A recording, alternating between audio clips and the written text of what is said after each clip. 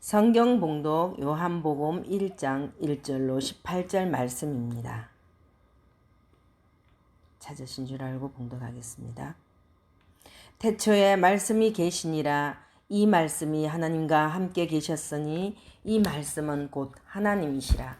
그가 태초에 하나님과 함께 계셨고 만물이 그로 말미암아 지은 바 되었으니 지은 것이 하나도 그가 없이는 된 것이 없느니라.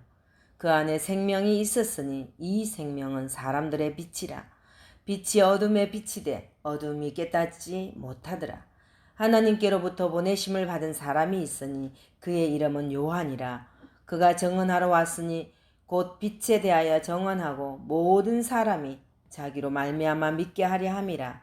그는 이 빛이 아니요 이 빛에 대하여 정언하러 온 자라. 참빛 곧 세상에 와서 각 사람에게 비치는 빛이 있었나니 그가 세상에 계셨으며 세상은 그로 말미암아 지은 바 되었으되 세상이 그를 알지 못하였고 자기 땅에 오매 자기 백성이 영접하지 아니하였으나 영접하는 자 곧 그 이름을 믿는 자들에게는 하나님의 자녀가 되는 권세를 주셨으니 이는 혈통어로나 육정어로나 사람의 뜻으로 나지 아니하고 오직 하나님께로부터 난 자들이니라. 말씀이 육신이 되어 우리 가운데 거하심에 우리가 그의 영광을 보니 아버지의 독생자의 영광이요 은혜와 진리가 충만하더라. 요한이 그에 대하여 정언하며 외쳐 이르되 내가 전에 말하기를 내 뒤에 오시는 이가 나보다 앞선 것은 나보다 먼저 계심이라 한 것이 이 사람을 가리킴이라 하니라. 우리가 다 그의 충만한 데서 받으니 은혜 위에 은혜로라. 율법은 모세로 말미암아 주어진 것이요 은혜와 진리는 예수 그리스도로 말미암아 온 것이라. 본래 하나님을 본 사람이 없으되 아버지 품속에 있는 독생하신 하나님이 나타내셨느니라. 아멘. 기도하겠습니다. 악인을 깨우쳐 의인의 길로 인도하시는 하나님 아버지, 살아온 과거를 돌아보면서 겸손히 고개 숙여 참회의 기도를 드리게 하심을 감사드립니다. 지난 한 주간을 되돌아보면 스스로 교만의 선동자가 되었고 다른 사람의 장점을 말하기보다 단점을 덜추어내는 것을 즐겼습니다. 다른 사람을 위하는 척하면서 약점을 말하기 즐겨했고 겉으로는 사랑이 많은 척하면서 속으로 질투와 시기심으로 가득한 위선적인 모습으로 살았음을 고백합니다. 이 어리석고 못난 죄인을 불쌍히 여기셔서 용서하여 주옵소서. 자격 없는 연약한 종을 온전히 하나님의 도구로 사용하여 오늘도 말씀 선포하게 하옵소서. 감사하며 예수님 이름으로 기도하옵나이다. 아멘. 오늘 하나님께서 저와 여러분에게 주시는 요한복음 1장 1절로 18절 말씀 중심으로 생명이 되신 예수님이 우리의 빛이라, 이러한 제목으로 하나님의 말씀을 선포하겠습니다. 성령의 감동으로 기록한 요한복음의 본문은 인류의 역사 속에서 가장 중요하고도 중요한 사건은 바로 하나님께서 육신의 몸을 입고 이 땅에 내려오신 성육신의 사건일 것입니다. 하나님이신 예수님께서 이 땅에 내려오셔서 우리 인류를 죄와 죽음의 근세, 어둠과 사단의 근세로부터 해방시키셨기 때문입니다. 특히 오늘 말씀은 바로 이 예수님께서 본래 어떤 분이셨는지, 또 우리를 위해서 어떤 분이 되셨는지, 또 예수님을 통해서 우리가 받게 된 은총이 무엇인지 라는 물음에 대해서 말해주고 있습니다. 하나님께서 본문 말씀을 통해 저와 여러분에게 생명이 되신 예수님이 우리의 빛이 되심을 알려주시기 위해서 세 가지로 축복의 말씀을 주십니다. 첫째로 예수님은 태초부터 계셨던 창조주 하나님이시라. 본문 요한복음 1장 1절로 3절에 태초에 말씀이 계시니라. 이 말씀이 하나님과 함께 계셨으니 이 말씀은 곧 하나님이시라. 그가 태초에 하나님과 함께 계셨고 만물이 그로 말미암아 지은 바 되었으니 지은 것이 하나도 그가 없이는 된 것이 없느니라. 아멘. 우리가 창세기 1장 26절에 보면 하나님이 가라사대 우리의 형상을 따라 우리의 모양대로 우리가 사람을 만들자. 아멘. 하나님께서 나라는 단수를 쓰시지 않고 우리라는 복수를 사용하셨습니다. 즉 하나님께서는 태초에 천지 만물을 창조하실 때 성삼위 하나님께서 함께 천지를 창조하셨습니다. 그러므로 예수님은 성부 하나님과 함께 창조 역사에 동참하신 성자 하나님, 즉 창조주가 되십니다. 본문 요한복음 1장 3절 말씀에 말씀이 그로 말미암아 지은 바 되었으니 지은 것이 하나도 그가 없이는 된 것이 없느니라. 아멘. 세상에 존재하는 모아하는 것들은 예수님으로 말미암아 즉 예수님을 통해서 창조된 것입니다. 하늘도, 바다도, 땅도, 나무도, 풀도, 그리고 개나 고양이도, 그리고 우리 인간까지도 모두 예수님으로 말미암아 창조되었습니다. 골로새서 1장 15절로 17절 말씀에 보면 그는 보이지 아니하시는 하나님의 형상이요 모든 창조물보다 먼저 나신 자니 만물이 그에게 창조되되 하늘과 땅에서 보이는 것들과 보이지 않는 것들과 혹은 보좌들이나 주관들이나 정사들이나 권세들이나 만물이 다 그로 말미암고 그를 위하여 창조되었고 만물이 다 그 안에 함께 섰느니라. 아멘. 그러므로 우리 인생들을 포함해서 세상에 존재하는 모든 피조물들은 예수님을 빼놓고는 생각할 수가 없습니다. 세상에 존재하는 그 어떤 생명체도 호흡을 빼버리면 살 수가 없듯이 맨 처음에 그들에게 호흡을 불어넣어 주신 창조주 하나님, 예수님이 없이는 그 누구도 존재할 수가 없는 것입니다. 이는 마치 내가 인정하든 인정하지 않든 나를 낳아주신 부모님을 빼놓고는 우리 인생을 상상할 수도 논할 수도 없는 것과 마찬가지입니다. 그러므로 우리는 이 우주의 근원이시여 우리 인생들의 뿌리가 되시는 예수님을 영접하고 예수님을 인정하고 예수님을 믿고 경외하며 살아야만 하겠습니다. 전도서 12장 1절 말씀을 보면 너는 청년의 때에 곧 공고한 날이 이르기 전 나는 아무 낙이 없다고 할 해가 가깝기 전에 너의 창조자를 기억하라. 아멘. 사람들은 대부분 젊어서 혈기왕성하고 뭐든지 할 수 있을 것 같고 의욕과 열정이 넘칠 때는 자기 마음대로 자기 뜻대로 살고 싶어 합니다. 그러다가 인생의 한계를 느끼고 병들고 힘들고 고통스러울 때에 인생의 실패를 경험하게 될 때에 그때서야 비로소 오 하나님 도와주세요. 오 하나님 도와주세요 하면서 하나님을 찾고 의지하고 도우심을 받고자 합니다. 그러나 이는 참으로 어리석은 짓입니다. 젊어서는 인생을 아무렇게나 살다가 말년에 별 소망도 기회도 없을 때 하나님을 찾고 하나님의 도우심을 구한다는 것은 얼마나 비합리적이고 비생산적이고 비양심적인 행동입니까? 우리 인생은 단 한 번밖에 없는 이례적인 것이기 때문입니다. 그리고 그러므로 우리는 인생의 공고한 날에 이르기 전에 나는 아무 낙이 없다고 할 그때 해가 가깝기 전에 우리의 창조주 되신 하나님을 기억해야만 되겠습니다. 인생을 아무렇게나 허비할 것이 아니라 우리를 지으신 예수님을 믿고 예수님의 뜻을 따라 가치 있고 의미 있고 열매 맺는 인생을 살기에 힘을 써야만 하겠습니다.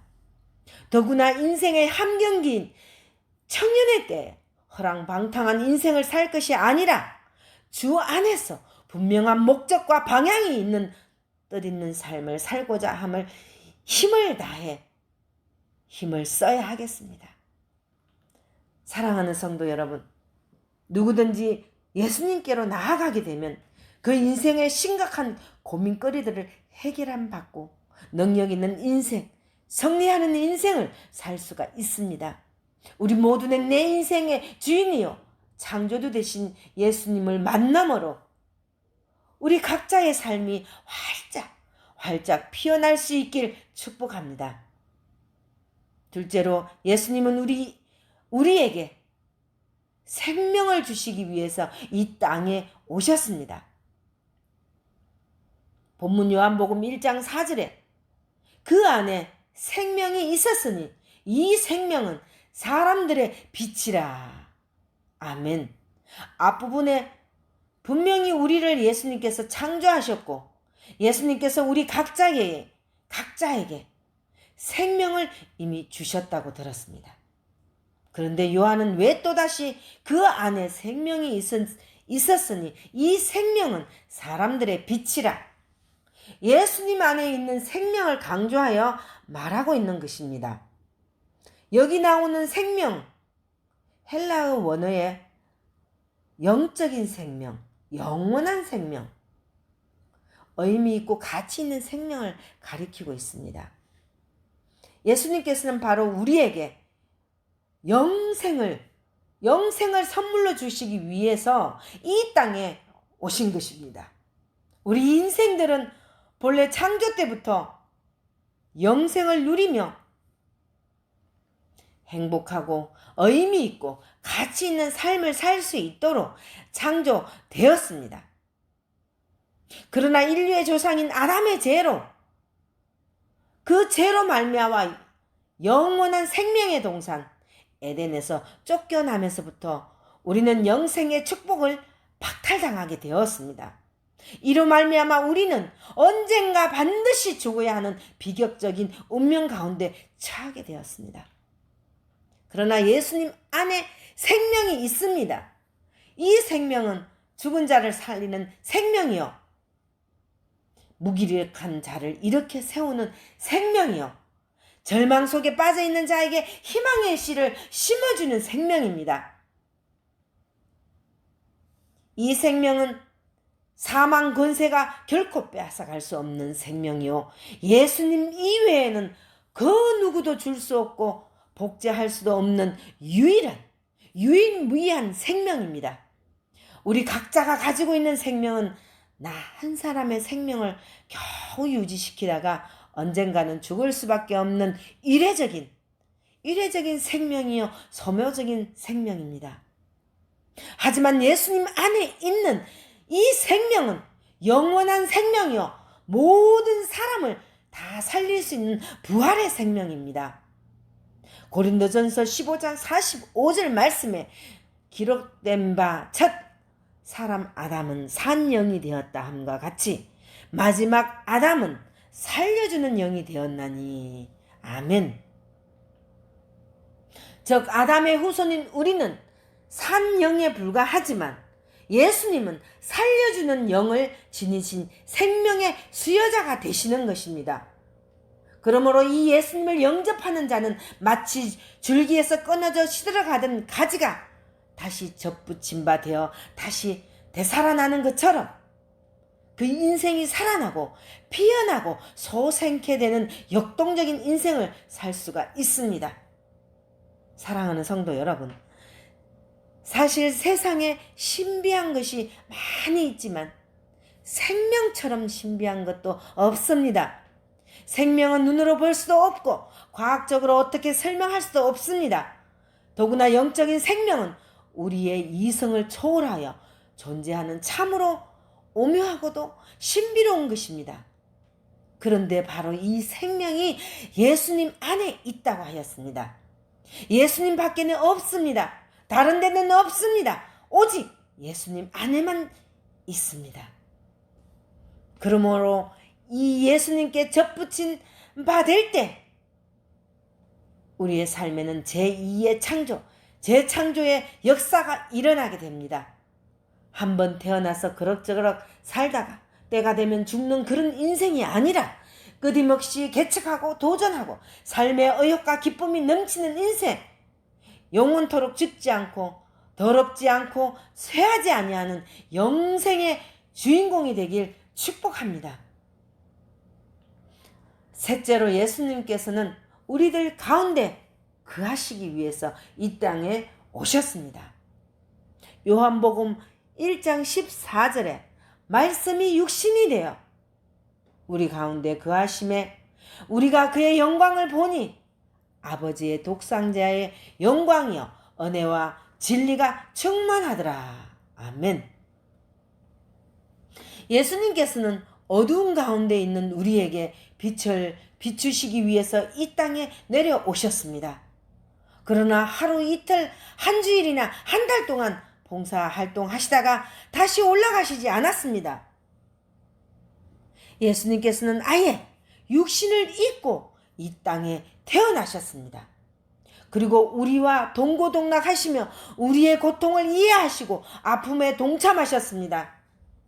거룩하시고 존귀하신 하나님이 연약하고 천한 인간의 몸을 입고 우리 가운데 함께 하신다는 것은 우리 편에서는 감사한 일이지만 예수님 편에서는 얼마나 힘들고 어려운 일입니까? 여기에서는 말할 수 없는 자기 부인과 겸손과 희생이 요구되었습니다. 그러나 예수님께서는 빌립보서 2장 6절로 8절 말씀과 같이 그는 근본 하나님의 본체시나 하나님과 동등됨을 취할 것으로 여기지 아니하시고 오히려 자기를 비어 종의 형체를 가져 사람들과 같이 되었고 사람의 모양으로 나타나셨음에 자기를 낮추사 죽기까지 복종하셨느니라. 아멘. 예수님의 영광은 바로 이처럼 자기를 비우시고 자신을 낮추시고 자신을 온전히 희생하는 데서 그 영광의 빛이 더욱더 밝히 드러나게 되었습니다. 이것은 마치 촛불이 자기 자신을 소모시키며 불태울 때만이 어두운 주변을 밝히고 사람들에게 빛과 따스함을 주는 것과 같았습니다. 예수님의 영광은 결코 화려하고 웅장하고 장엄하고 고고한 데 있지 않습니다. 죄인들의 친구요, 방황하는 양떼들의 선한 목자요, 병든 영혼들의 섬기는 종의 모습 속에서 우리의 진정한 예수님의 영광의 모습을 발견할 수가 있습니다. 사도 요한은 이 예수님에게서 아버지의 독생자의 영광을 보았다고 하였습니다. 또한 예수님에게는 은혜와 진리가 충만하다고 하였습니다. 성육신 예수님은 우리를 감당해 주시고 이해해 주시고 사랑해 주시기 때문에 은혜가 충만합니다. 또한 우리를 옳은 길로 인도해 주시고 책망하시고 훈련하기 위해 우리를 키워주시기 때문에 진리로 충만합니다. 은혜만 너무 충만해질 때 방만해지기 쉽고 진리만 너무 충만하게 될 때 차갑기 쉽습니다. 그러나 예수님에게는 은혜와 진리가 완벽하게 조화를 이루고 있습니다.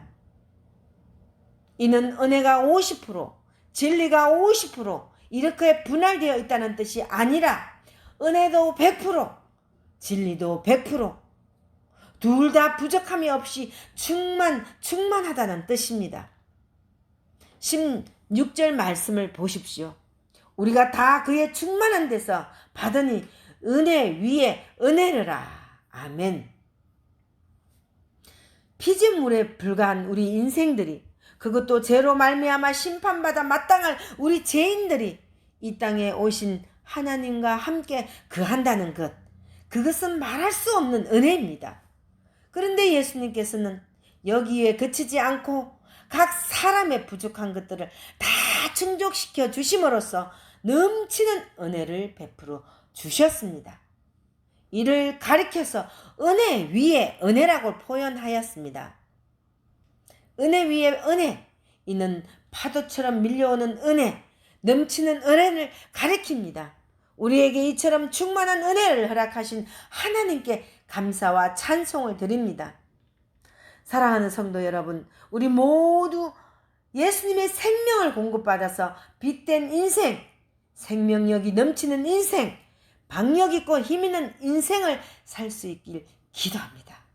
오늘 하나님께서 본문 말씀을 통해 저와 여러분에게 생명이 되신 예수님이 우리의 빛이 되심을 알려주시기 위해서 세 가지로 축복의 말씀을 주셨습니다. 첫째로 예수님은 태초로부터 계셨던 창조주 하나님이라고 하셨습니다. 둘째로 예수님은 우리에게 생명을 주시기 위해서 이 땅에 오셨다고 하셨습니다. 셋째로 예수님께서는 우리 가운데 거하시기 위해서 이 땅에 오셨다고 하셨습니다. 사랑하는 성도 여러분, 예수님은 태초로부터 계셨던 창조주 하나님이시며 우리에게 생명을 주시기 위해서 이 땅에 오셨고 우리 인생 가운데 거하시기 위해서 이 땅에 오셨다는 것을 다시 한번 곱씹으면서 생명이 되신 예수님이 오늘을 사는 사랑하는 성도 여러분과 함께하는 빛이 되시기를 예수님 이름으로 축원합니다. 기도하겠습니다. 예수님께서는 어두움 가운데 있는 우리에게 빛을 비추시기 위해서 이 땅에 내려오셨습니다. 우리를 옳은 길로 인도해 주시고 책망하시고 훈련하여 키워주시니 감사드립니다. 우리에게 이처럼 충만한 은혜를 허락하신 하나님께 감사와 찬송을 드리오며 예수님 이름으로 기도하옵나이다. 아멘.